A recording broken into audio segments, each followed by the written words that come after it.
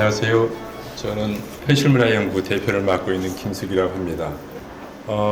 세계 끝의 버섯은 많은 독자들이 이게 기다리고 있었다는 건 알고 있었지만은 좋은 반응을 보일 거라고 미처 예상을 못했었는데, 제일 중요한 것은 사실은 책을 번역을 할 때 정말로 그 분야의 전공하시는 선생님, 그리고 번역을 우리말로서 정말로 우리말 맛을 잘 살려내는 그런 역자를 만나는 게 출판사한테서 너무너무 중요하거든요. 운이 좋게도 노고은 선생님을 같이 이제 작업을 할 수 있게 돼가지고 지금 이 책이 상당히 좋은 반응을 얻는데, 그런 부분에도 내가 선생님 덕이 굉장히 크지 않나 싶습니다. 안녕하세요. 반갑습니다. 인류학자 노고은입니다. 일단 시간이 많이 없지만 이렇게 두껍고 엄청 복합적인 내용을 다루고 있는 이 책에 대해서 제가 어떻게 설명을 드릴까 고민을 많이 했는데요. 이것은 이래요, 이 개념은 뭐고 어떤 이론이 있어요, 다 설명을 드리는 것은 불가능하고, 이 책에 나와 있는 어떤 내용들 중에서 제가 좋아하는, 왜 제가 이 책을 번역하기로 결심을 했는지, 책의 구절을 같이 읽기도 하면서, 그리고 이 책에서 이야기하고자 하는 바가 뭔지 개괄적으로 소개해드리는 식으로 발표를 하고자 합니다. 이 제목은 알아차림의 기술과 다운율의 리듬인데요. 이 두 개 다 좀 아리송한 그런 이야기죠. 다운율의 리듬이 왜 송이버섯과 관련이 있지? 이거는 음악 이야기가 아닌가? 라고 생각하실 수도 있고, 또 무엇을 알아차린다는 거지? 그리고 어떤 기술이 필요하다는 거지? 이런 궁금증이 있으실 텐데요. 이 책이 이런 이야기들을 하면서 우리 사회에서 상식이라고 이야기하는, 그리고 사실이라고 이야기하는 것들의 질문을 계속 던지면서 그러한 상식을 넘어서서 우리가 정말 이것이 상식일까? 이것이 정말로 우리 사회를 바라보는 유일한 길일까? 를 생각해 보게 하는 여러 가지 개념들과 이론들을 이야기를 하고 있어요. 사례들을 이야기하고 있는데, 알아차림의 기술 그리고 다운율의 리듬이 이 지금 모이신 분들, 예술에 관심이 있는 분들에게도 가장 무엇인가 적합한 그런 주제일 것 같고, 또 이 책을 잘 설명해주는 그런 주제일 것 같아서 가져와 봤습니다. 이 구절이 좀 그 책의 초반에 나오는데 정말 많은 그런 생각을 하게 하는, 그리고 좀 이렇게 감동을 받게 하는 그런 문장들이었거든요. 삶이 엉망이 되어갈 때 여러분은 무엇을 하는가? 나는 산책을 한다. 그리고 운이 좋으면 버섯을 발견한다. 버섯을 통해 내 감각은 되살아난다. 버섯은 불현듯 나타나 다행히도 내가 그곳에 있음을 상기시켜준다. 그러면 불확정성의 공포 속에서도 아직 즐거움이 있음을 알게 된다. 그래서 이 책은 지금 우리가 느끼고 있는 이 전 지구적인 환경 문제, 그리고 경제 위기의 문제, 우리가 느끼는 이런 불안감, 이 삶의 불안정성과 이 경제가 어떻게 될지 모르고 내가 내일 어떻게 될지 모르는 이 상황, 미래에 우리 자녀들을 어떻게 키워야 될지 모르는, 이 후손들에게 어떤 지구를 물려줄 수 있을까 하는 여러 가지 고민들 속에서 절망감을 갖기 쉬운데, 그 절망보다는 어떻게 희망을 찾을 수 있는가. 그리고 예나친 교수는 여러 관찰을 통해서 희망을 찾은 거죠. 송이버섯이라는 어떤 생물을 통해서 희망을 찾았는데, 그것을 함께 나누고 싶은 마음에 이 책을 쓴 것 같아요. 그래서 어떻게 희망을 찾는가? 우리의 시대는 아까 말씀드렸듯이 불안정하고 불확실성의 시대인데요. 그걸 제가 좀 나열해봤어요. 이걸 나열하면서 굉장히 절망감에 휩싸였는데, 이제 기후변화에서 기후위기라는 단어가 많이 쓰여지고 있고, 사실은 현재는 기후 비상 상황이라고 이야기를 할 정도로 기후 문제는 심각합니다. 그리고 산업화로 인해서 폐허가 되고 쓰레기로 넘쳐나고, 그리고 생물종이 멸종하고 있는 그런 시대, 인류도 멸종할 수 있다는 그런 예상이 가능한 그런 시대입니다. 그래서 에나친 교수가 이런 것들을 나열하면서, 그렇다면 정말 우리는 구태여 아침에 잠자리에서 일어날 필요가 있나? 라고 사람들이 생각할 수 있다. 그렇지만 우리는 잠자리에서 일어날 필요가 있습니다. 왜냐하면 에나친 교수가 에나칭이 이 책에서 보여주는 것처럼 폐허가 된 지구에서 버섯이 나오기 때문이죠. 여러 생물들이 사실은 우리라고 하면 인간이 폐허라고 생각하는, 정말 여기에서는 아무것도 살 수 없고 버려야 되는 땅이고 이곳에는 생명이 있을 수 없어 라고 포기한 그 땅, 그런데 그 폐허가 되게 한 것은 인간이 만든 것인데, 그 땅에서 사실은 생명이 살아있는 것을 우리는 발견할 수 있다는 거예요. 하지만 우리가 그것을 발견하지 못하는 이유는 보려고 하지 않기 때문이죠. 그래서 여기에서 알아차림의 기술이라는 것이 되게 중요하게 되는데, 지구상에 살아가고 있는 생물과 무생물과 여러 존재들이 어떻게 서로 공생하고 상호작용을 일으키면서 삶을 만들어 나가는가, 그들의 세계를 만들어 나가고 그들의 문화를 만들어 나가는가. 이것이, 인간은 이 모든 것이 없어졌고 폐허가 됐다고 생각하지만 사실은 그렇지 않다는 것을 에나친 교수가 우리는 알아야 한다라고 이야기하고 있어요. 그것이 일어날 수도 있고 일어나지 않을 수도 있지만 우연히 일어난 거죠. 그러면서 이종 간의 다종 간의 협력을 통해서 공생하는 방식으로 공생 진화를 했다라고 설명합니다. 서로 협력하는, 그래서 서로의 서식지를 침입해서 서로의 신체를 침입해서 공생의 길을 찾아가는 그러한 과정을 오염과 교란이라고 설명하고 있어요. 일반적으로 우리 사회에서 이야기하는 오염과 교란은 나쁜 것이잖아요. 그런데 이 에나친 교수의 책에서는 나쁜 것이라고 볼 수 없는 어떤 가치를 매겨서 이것은 나빠, 이것은 좋아 라고 할 수 없는 어떤 자연에서 일어나는 현상인 거죠. 에나칭은 문화인류학의 다종민족주의 이론을 선두적으로 이끌어가고 있는 인류학자 이론가 중에 한 사람이죠. 그런데 다종민족주의라는 것은 무엇이냐면, 이전에는 문화라는 것이 인간만이 만들고 문화를 인간이 만들어 나가면서 비인간 존재들은 인간의 문화에 이용할 수 있는 존재였는데, 그것이 아니라 문화란 인간과 비인간이 함께, 둘 다 행위자로서 함께 만들어 나가는 것이고 비인간도 문화를 만든다 라고 주장하는 이론입니다. 인간을 포함한 다종의 존재들의 얽힘, 관계 맺음, 공존, 공생, 고통 나눔 등을 보는 연구이기 때문에, 그런 연구 경향이기 때문에 소나무와 송이버섯, 곰팡이의 공생을 보는 것이 이 다종민족주의의 하나의 사례인 거죠. 이 책의 주제가. 이 하나의 생물종들이 완벽한 어떤 존재들로 존재하고 이미, 그런데 협력한다가 아니에요. 서로 협력하면서 이들의 존재들이 계속해서 변화하고 신체가 변화하고 그러면서 새로운 존재로 변화해가는 과정에 있는 것이죠.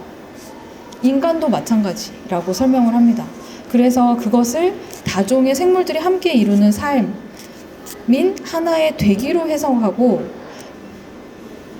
그래서 다종민족주의의 하나로서 이 책에서는 어떻게 인간만이 아니라 다종의 생물들도 그들의 세계를 만들어가는가, 그러면서 서로의 세계를 침범하고 서로의 세계를 서로 변화시키고, 그것을 교란이라고 설명하고 있고요. 서로의 세계를 교란시키면서 서로의 신체에 침입해 들어가고 그것을 오염이라고 설명하고 있어요. 그리고 이러한 과정은 다성음악적 다윤율의 리듬을 띈다라고 하는데, 이것은 근대 자본주의가 만들어내고자 하는 그 반대, 전혀 그 반대, 하나의 리듬만이 존재하고 하나의 움직임만이 존재하고 하나의 운율만이 존재하는 플랜테이션 농장 같은 단일종만을 재배하려고 하는 그러한 방식과는 완전히 다르다. 정반대의 전혀 다른 과정들이 계속해서 겹치고 또 공존하는데, 다른 리듬으로 공존하고 다른 색깔로 공존하고 다른 방식으로 공존하는 거죠. 그런데 그것이 굉장히 조화를 띠기도 하고 어떤 경우에는 그렇기 때문에 또 파괴적이기도 한 거죠. 다른 생물들에게는, 그 배치에 포함되지 않는 생물들에게는 그것이 파괴적일 수도 있는 거죠. 그래서 여기에서 우리는 그렇다면 우리가 환경을 살릴 수 있는, 기후위기에서 벗어날 수 있는 어떤 것이기 때문에 이 다종의 세계 만들기를 뭔가 인간이 의도적으로 확장시켜야 되겠다 라고 할 수가 없습니다. 왜냐하면 이것이 모든 생물에게 이로운 것은 아니기 때문이죠. 이 사진들을 가져와 봤는데요. 이것이 이제 뭐 이런 동물들의 발자국이죠. 이 발자국 옆을 잘 살펴보면 송이버섯이 있을 수 있다. 그리고 이제 동물들의 어떤 흔적들, 그런 흔적들을 이렇게 깊숙이 손으로 더듬다 보면 송이버섯 갓이 느껴진다고 해요. 그런데 이제 일반적인 사람들은 그렇게 하지 못할 텐데,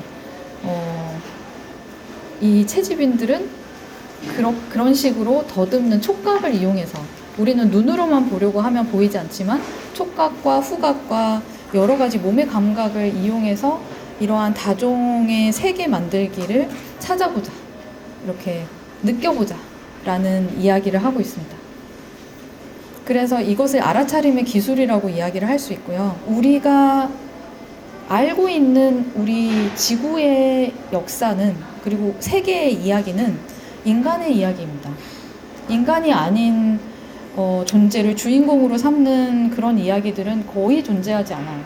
근대 사회라고 이야기되는 이런 서구화된 사회에서는, 비서구 사회에서는 예전에 존재했었죠.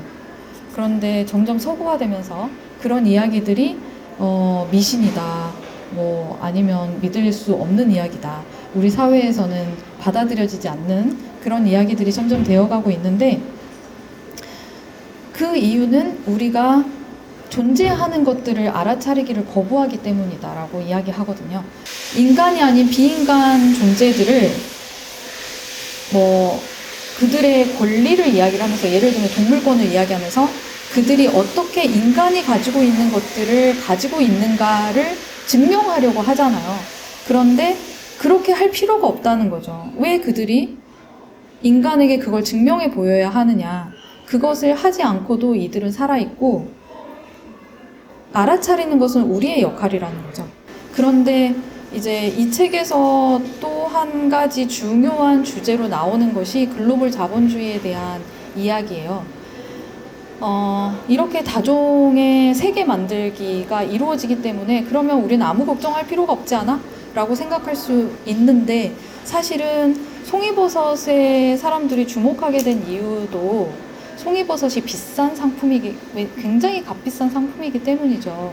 그래서 다종의 세계 만들기는 자본주의에서 벗어나 있는 것이 아니야? 라고 생각할 수 있는데 전혀 그렇지 않습니다. 모든 것이 자본주의와 연결이 되어 있고, 자본주의에서는 끊임없이 자본주의가 소외시키면서 착취하지 못한, 전유하지 못한 것들을 전유하고 착취하고 끌어들이기 위해서 부단히 노력하고 있고, 그것을 칭은 번역이나 구제축적이라고 설명을 해요. 자본주의가 이전처럼 공장을 만들고 노동력을 착취하고 또 자연자원을 전유해서 상품을 만들어내지 않아도 자본주의 주변에 있는 그런 영역에서 노동자로 송이버섯을 채집하지 않는 사람들이 채집한 송이버섯을 그냥 끌어들이면서, 그것이 이제 하나의 주변 자본주의적인 세계에서 자본주의적인 세계로 번역이 일어났다. 그리고 그것이 자본주의 세계에서 이윤을 만들어냈을 때 구제축적이라고 설명을 했거든요. 그러면서 어떻게 자본주의적이지 않은 활동이 자본주의에 끌려 들어가는지 설명을 해요. 그런데 여기에서 끝나지 않아요. 이렇게 자본주의에서 끌려 들어가서 상품이 된 송이버섯은 다시 상품으로서만 존재하는 것이 아니라 선물로 존재하면서 사람들의 관계를 형성시키고, 또 소원했던 관계를 다시 끈끈하게 만드는 역할도 하고, 또 사람들을 이런 비정규직, 불안정한 이런 경제에 지친 사람들을 다 때려치고 송이버섯을 찾으러 산으로 들어가게 만듭니다. 그러면서 자본주의를 거부하는, 노동을 거부하는, 착취를 거부하는 사람들을 만들어내죠. 여러 가지 방법으로 송이버섯은 상품으로는 굉장히 짧은 시간을 살아가지만 상품이 되었다가 또 상품에서 벗어나는 번역이 또 이루어지는 거죠. 그래서 자본주의가 완전히 장악할 수 없고, 우리 사회는 또 자본주의가 그렇다고 해서 아예 영향을 미치지 않지 않는, 그런 어떤 복합적인 상황에 대해서 이야기를 해주고 있어요. 송이버섯, 소외되지 않은 어떤 생물로서 존재했다가 상품이 되었다가 다시 관계를 형성시키는 선물로 변화하는 그 과정에 다 영향을 미치고 있고, 오히려 그것들을 또 가능하게 하는 것. 그래서 여기에는 자본주의가 가지고 있는 모순을 또 잘 설명해 줄 수 있는 것 같아요. 자본주의는 모든 것을 다 장악해서 소외만 시킬 것 같지만 그 안에 가지고 있는 모순 때문에 자본주의 바깥으로 나갈 수 있게 하는 어떤 또 방향성이 있는 것이죠. 그래서 이제 알아차림의 기술을 설명하면서 우리는 이러한 다종의 생물들이 만들어 나가는 공유지를 알아차리는 기술이 필요하다라고 이야기를 하는 거고, 이게 왜 잠복해 있냐면 잠복해 있기 때문에 잠복해 있는 것이 아니라 인간 사회에서 보지 못하기 때문에 잠복해 있다고 설명하는 거죠. 그리고 공유지는 인간이 만들어낸 어떤 하나의 제도라고 생각하잖아요. 그런데 사실은 그 공유지 또는 공유 자원이라는 것 자체가 이러한 다종의 협력과 배치에서 창발되어지는 송이버섯과 같은 존재들이 없으면 아예 불가능하잖아요. 그런데 이제 제가 아쉬운 점은 공유지 논의에서 이러한 다종의 세계 만들기 논의가 전혀 고려되지 않는다는 점. 인간 사회에서 공유지를 어떻게 하면 우리가 만들어내고 유지하고, 인간들이 어떻게 하면 이것들을 협력적으로 함께 이용할까, 이러한 이야기들만 하고 있지만 사실은 다종의 행위자들의 협력이 없다면 불가능한 일이죠. 그래서 다종민족지의 중요성이 다시 한번 나타나는 것 같아요.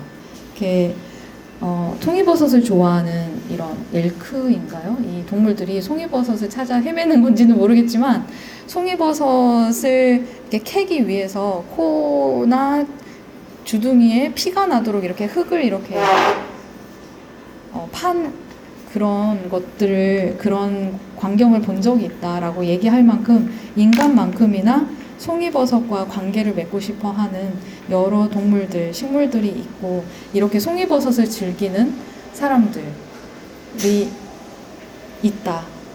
이 사회에서, 이러한 사회에서 우리는 어떠한 폐허 속에서 절망감을 가지기보다는 어떻게 하면 우리가 이러한 송이버섯이 더 많이 나타날 수 있는 다종의 공동체를 만드는데 인간도 참여할 것인가. 핵오염수 투기처럼 그것을 불가능하게 만드는 것을 어떻게 하면 저지할 수 있을 것이고, 그렇지 않은 방식의 삶에 우리는 어떻게 동참할 것인가를 생각해 보게 하는 책이라고 생각합니다. 이상입니다. 그러니까 편집자는 책을 만들면서 가장 힘들어하는 게 그 보도자를 쓰는 거예요. 대체로 이제 보도자료만 쓰는데 한 일주일 정도를 고민을 해요. 근데 제가 이 보도자료를 쓰면서 제가 그런 말을 썼어요. 이 책의 내용을 몇 문단으로 이렇게 깔끔하게 정리를 하는 것은 불가능한 것 같다. 되게 이제 보도자료에 맞지 않는 그런 멘트입니다, 사실은. 너무 이제 난감한 거예요. 왜냐하면은 이 책은 내용이 너무 복잡하고 굉장히 잘 읽히지만 이것을 몇 마디로 요약하는 게 저한테 너무너무 힘들었어요. 근데 선생님이 오늘 지금 이렇게 요약을 해주시는 거 보니까 가능하기도 하는 것 같다는 생각이 듭니다. 이런 방식으로 이렇게 역시 편집자하고 하여간 선생님하고 이렇게 역량의 어떤 차이 같은 것들을 확연히 느껴지는 것 같습니다. 어쨌든 너무 감사합니다. 이 책 처음 경험이에요. 8일 만에 제세를 들어갔거든요. 그러니까 되게 한 달 만에 제세를 들어간 경우는 몇 번이 있었지만은 8일 만에 제세 들어가는 경우는 처음 경험하고, 이런 상황에 어떻게 대응을 해야 될지 지금도 아직 되게 이렇게 허둥지둥 하고 있습니다. 그런 것들을 보면서 이 책에 대한 사람들의 관심이 왜 이렇게 많지? 물론 이 책을 저희가 출판사가 선정을 했을 때는 몇몇 선생님이 굉장히 강력하게 추천을 하셨었어요. 선생님 혹시 뭐 이 책이 이런 반응이 혹시 뭐 예상을 했는지요? 왜 독자들이 이렇게 이런 뭔가 열띤 반응 같은 것들을 좀 보이는지 좀 일단 좀 궁금합니다. 그냥. 에나칭의 글이 읽어보시면 아시겠지만 굉장히 문학적이고 그냥 다른 학술서와는 다른 그런 서사를 이끌어내거든요. 그리고 궁금증을 자아내게 하는 여러 가지 이 내용들이 있는데 제가 개인적으로 이 책을 좋아하고 번역을 해야 되겠다고 결심했던 이유는 제가 관심을 가지고 있는 아까 말씀드린 그런 우리 사회에서 근대 생물학의 영향을 받아서 우리는 항상 분류하고 어떤 구분을 만들어내고 협력을 보지 않고 어떤 것이 정해져 있다고 생각하고 그것을 우리가 바꿀 수 없다고 생각하고 또 경쟁을 해야지만 살아남는다고 생각하는 이런 모든 우리 사회에 상식적으로 여겨지고 있는 것들을 다 깨트리는 그런 내용들을 적어 놓기 때문에 제가 이용하고 싶은 그런 이론들을 정말 다양한 사례를 중심으로 그리고 흥미로운 사례를 중심으로 잘 풀어나가고 있어요. 그래서 미국 같은 경우에는 일반 독자들에게도 굉장히 친숙하게 다가갈 수 있는 것이 인류학이라는 학문이 좀 더 미국에서는 익숙할 뿐만 아니라 인류학이 사실은 사람들이 생각하고 고민하는 것을 그들의 어떤 시각에서 이야기해주는 학문이기 때문에 원래 인류학이라는 것이 굉장히 대중적인 어떤 글들을 많이 생산해내는 학문이었는데 그것을 에나칭 교수가 어떤 다른 좀 다른 글쓰기의 형태이기는 하지만 이제 그것을 해낸 것이 아닌가라는 생각이 듭니다. 약간 제가 이제 궁금한 게 그러고 보면 인류학적 글쓰기가 약간 뭔가 이런 어떤 뭐랄까 기본적으로 이제 인류학이라는 게 이제 에스노그래피에 기반해가 현장에 대해서 되게 조사를 철저하게 하지 않습니까? 그리고 그 디테일에 대한 그런 어떤 조사 같은 것도 아주 꼼꼼하게 하실 거고. 근데 그런 어떤 힘 같은 것들, 그런 에스노그래피가 갖고 있는 그런 힘 같은 것들이 여실히 드러나는 것 같거든요, 저는. 그래서 이게 약간 어떤 인류학적 글쓰기가 갖고 있는 어떤 힘 같은 것들을 잘 이렇게 구현된 그런 글쓰기가 아닌가 그런 느낌이 좀 드는데 어떻게 생각하십니까? 문화인류학이 출발하게 된 것이 이제 19세기에 유럽의 인문사회과학에서 식민 지배를 하고 있는 타 문화를 다른 사회를 연구한 것들이 굉장히 유럽 중심주의적이고 식민주의적이라서 그들에 대한 제대로 된 어떤 설명과 분석이 되어 있지 않고 굉장히 인종차별주의적인 선입견이 있는 그런 글들이 많았는데 학자들뿐만 아니라 일반 사람들도 믿고 우리가 식민 지배를 하는 것이 올바른 것이지 이러한 야만인들을 문명으로 이끌어주는 것이지 라고 식민제국 정부에서는 일반 시민들을 설득할 수가 있었던 거예요.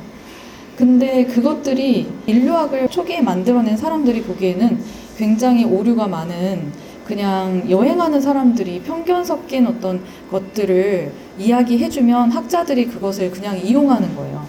아니면 식민 관료들이 거기서 살다 와서 이야기한 것들은 당연히 편견이 섞였겠죠. 그래서 인류학자들이 직접 가서 그 사회에서 장기간 살아가면서 실제로 그들이 생활하는 방식 그대로 생활하고 참여하고 관찰해서 그것들을 최대한 객관적으로 아주 자세하게 독자들이 읽고 그 문화를 경험하지 않아도 이들이 어떻게 사는지를 훤히 볼 수 있게 소설처럼 감정이입을 할 수 있게 그런 글을 쓰자, 그런 연구를 하고 그런 글을 쓰자라고 생각했고 그것을 에스노그래피로 부르게 됐어요.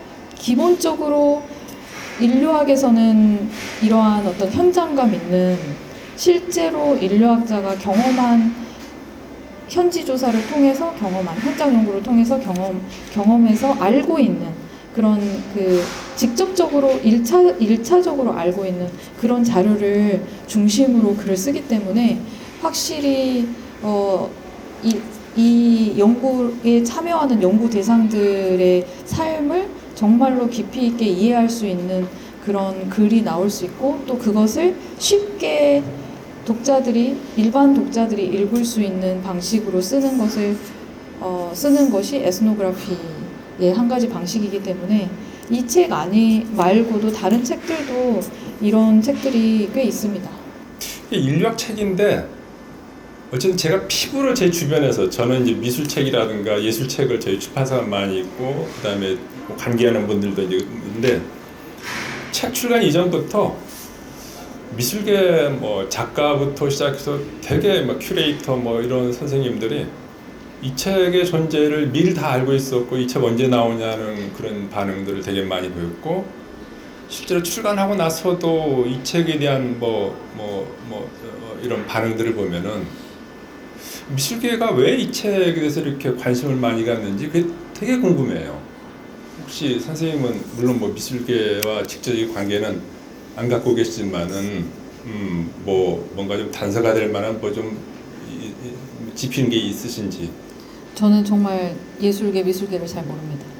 그래서 제가 감히 저는 물어보고 싶어요. 오신 분들께 여쭤보고 싶은데 그 이유를 저는 전혀 예상하지 못했고, 그런데 이 책이 좀 인터디서플리너리적이고 네. 또 여러 예술가와도 콜라보레이션을 많이 했어요. 그래서 이 책이 가지고 있는 이제 여러 학문 분야와 또 여러 미술계, 예술계 또 다른 어떤 분야들과의 콜라보레이션의 가능성이 굉장히 높은 책이라고 생각이 돼요.